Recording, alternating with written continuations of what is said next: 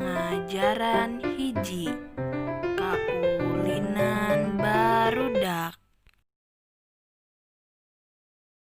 Nah, anak-anak, kaulinan barudak atau dalam bahasa Indonesianya adalah permainan anak-anak. Sebenarnya tema ini sangat sekali disukai oleh anak-anak. Dan kalau kita kondisinya sekolah normal, pasti sudah praktek di sekolah dengan kaulinan tradisional anak Sunda. Nah, kaulinan itu bukan hanya ada di anak Sunda saja, tapi secara umum juga banyak anak-anak sangat sekali menyukai kaulinan atau sangat sekali menyukai permainan-permainan. Nah, Miss Nani harap anak-anak bisa bermain dengan menggunakan permainan-permainan tradisional. Misalnya seperti berikut, yuk kita simak. Nu kahiji paparahuan. Diulinkeunna ku barudak di luhureun cai, tah parahuna dijieun tina kertas-kertas. Ini adalah perahu-perahuan, biasanya dimainkan di atas air dan perahu-perahunya terbuat dari kertas. Nu kadua nyaeta luncat tali atau dalam bahasa Indonesianya lompat tali.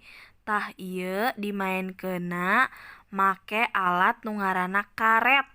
Karet diuntai-untai jadi tali panjang kakara diamengkeun.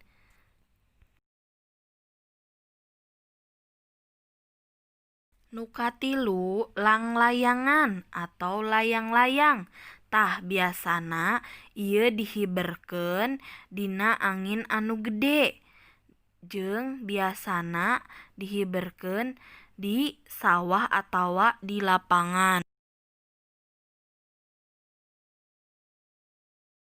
Nu kaopat ngadu kaleci. Tah biasana ieu diulinkeun ku barudak lalaki atau dalam bahasa Indonesianya ini adalah main kelereng dan biasanya dimainkan oleh anak laki-laki.